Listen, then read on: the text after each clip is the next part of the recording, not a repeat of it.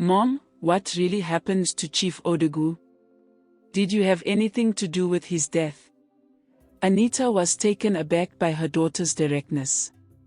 She hesitated, then broke down in tears. Ino, I did it for you. Anita was only 24 when she married her childhood sweetheart, Emeka. They had known each other since they were children, growing up in the same village and sharing dreams of a happy future. Emeka was hardworking and kind, always looking out for Anita and their 5-year-old daughter, Ino. Life seemed perfect until a strange illness took Emeka's life at the young age of 34, leaving Anita a widow with little savings and a child to care for. The illness struck suddenly and with a ferocity that left no room for treatment.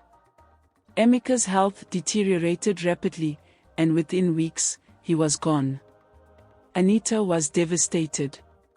She spent nights crying, holding Ino close, wondering how she would survive without the man she loved. The small savings Emeka left behind were quickly running out, and Anita knew she had to make a drastic change to secure a future for her daughter. One early morning, with a heavy heart and a resolve to survive, Anita packed their belongings and used the remaining money to move to the city. She didn't have a solid plan, only a fierce determination to give Ino a better life. They found a small apartment in a bustling neighborhood. Anita registered Ino in a nearby school and started selling bananas and groundnuts on the street to make ends meet. For the first 2 years, they barely managed to survive. The days were long and tiring, but Anita found joy in Ino's laughter and the hope of a better future. She often watched her daughter play and study, vowing to do whatever it took to ensure she never lacked anything.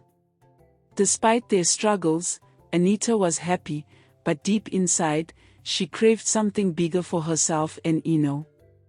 One sunny afternoon, as Anita arranged her bananas and groundnuts, a luxurious car parked nearby.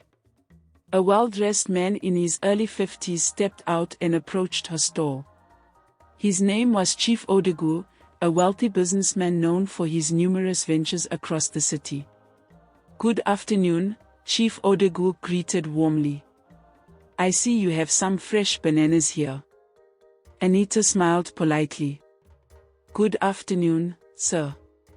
"Yes, I do. How many would you like?" Chief Odegu bought a sizable amount of bananas and then asked, "Do you supply in larger quantities?" Anita's eyes lit up. "Yes, sir, I can." "How much do you need and where should I deliver them?" After discussing the details, Chief Odegu arranged for Anita to supply bananas to his mansion twice a week. Anita was ecstatic. This was the break she had been praying for. For 2 weeks, she delivered the bananas diligently, and during that time, she and Chief Odegu got to know each other better. She told him about Ino, her dreams for her daughter, and the struggles she had faced since Emeka's death. Chief Odegu seemed genuinely interested and empathetic. "You are a strong woman, Anita. It's not easy raising a child alone and working so hard. I admire your determination." Anita blushed at the compliment. "Thank you, sir. I'm just doing what any mother would do for her child." As the days passed, their bond grew stronger. Chief Odegu, recently divorced, expressed his interest in remarrying and assured Anita that he was content with her having a child. Perhaps Anita should have asked more questions about his divorce, but she was captivated by the prospect of a stable future for herself and Ino. They quickly got married in a courthouse, and Anita and Ino moved into his mansion. Life in Chief Odegu's mansion was like a dream come true. The house was grand, filled with luxury and comfort that Anita had never known. Ino adjusted quickly to the new environment, delighted by the spacious rooms and beautiful gardens. Anita was grateful for the security and comfort, and for a while, it seemed as though their struggles were finally over. Chief Odegu was attentive and kind, treating Anita and Ino with respect and care. However, 2 years into their marriage, things began to change. Chief Odegu developed heart issues, and while they were being managed, it was not a major concern initially. But Anita started to notice odd behaviors from her husband. One morning, as Ino was getting ready for school, she saw Chief Odegu peeping into her room. Ino covered her mouth in shock but pretended she saw nothing and continued with her routine. When Anita heard about this, alarm bells rang in her head, but she tried to brush it off, thinking she might have misunderstood the situation. That day, Anita bought poison, determined to protect her daughter at any cost. She began to put small amounts into Chief Odegu's meals, ensuring it was enough to deteriorate his health further but not immediately kill him. She justified her actions, telling herself that men like him deserved nothing less than hell.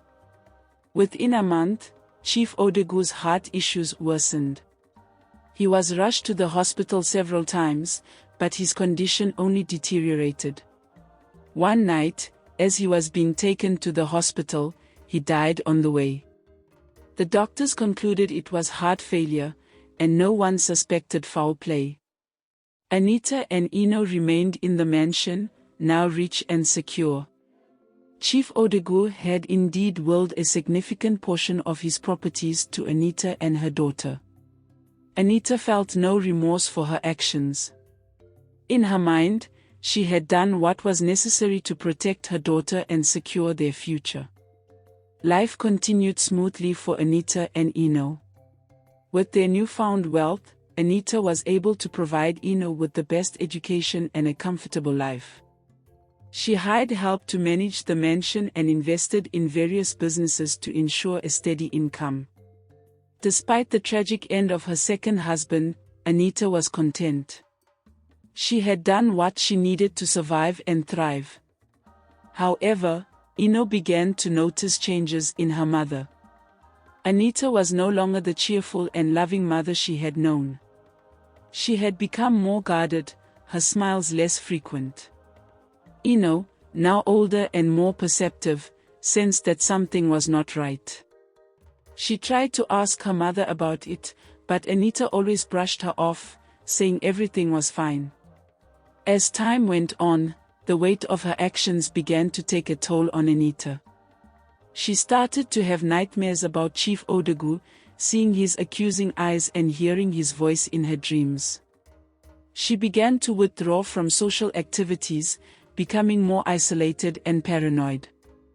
One day, while going through some old documents, Ino found a letter from Chief Odegu to her mother. In it, he expressed his deep love for Anita and Ino, and his desire to protect them. He also mentioned his suspicions about his worsening health and his hope that Anita would take care of Ino if anything happened to him. Ino confronted her mother with the letter. "Mom, what really happened to Chief Odegu? Did you have anything to do with his death?"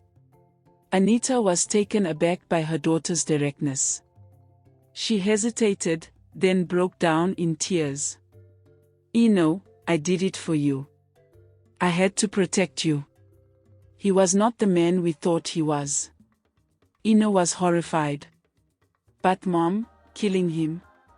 How could you do that?" Anita looked at her daughter, her eyes filled with pain and regret. "I did what I thought was right.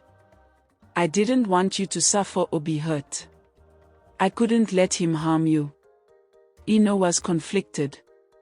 She understood her mother's intentions but was deeply disturbed by her actions. She couldn't look at her mother the same way again.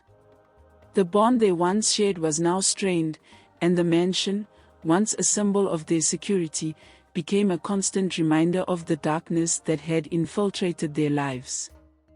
The years passed, and Anita's health began to decline. The burden of her guilt and the estrangement from her daughter took a toll on her. She spent her days in solitude, reflecting on her life and the choices she had made. Ino, now a young woman, focused on her studies and tried to build a life independent of her mother's shadow. One day, as Anita lay on her bed, weakened by illness, she called Ino to her side. "Ino, my dear, I need to tell you something." Ino sat by her mother's bedside, her heart heavy with unresolved emotions. "What is it, Mom?" Anita took a deep breath. "I want you to know that I am sorry. Sorry for everything I did and for the pain I caused you. I thought I was protecting you, but I see now that I was wrong." Tears welled up in Ino's eyes. "Mom, I understand why you did it, but it doesn't make it right. We could have found another way." Anita nodded weakly. "You're right. I wish I had seen that. Please, forgive me." Ino held her mother's hand, her heart breaking for the woman who had sacrificed so much for her. "I forgive you, Mom. I just wish things had been different." Anita passed away a few days later, leaving Ino with a legacy of both love and sorrow. Ino decided to use her inheritance to help others, founding a charity to support widows and children in need. She vowed to honor her mother's memory by making a positive impact in the world. The story of Anita and Ino became a tale of caution and redemption in their village. It was a reminder of the lengths a mother would go to protect her child and the consequences of choices made in desperation. Ino's work brought hope and change to many, and she carried her mother's spirit with her, determined to build a future defined by love and compassion.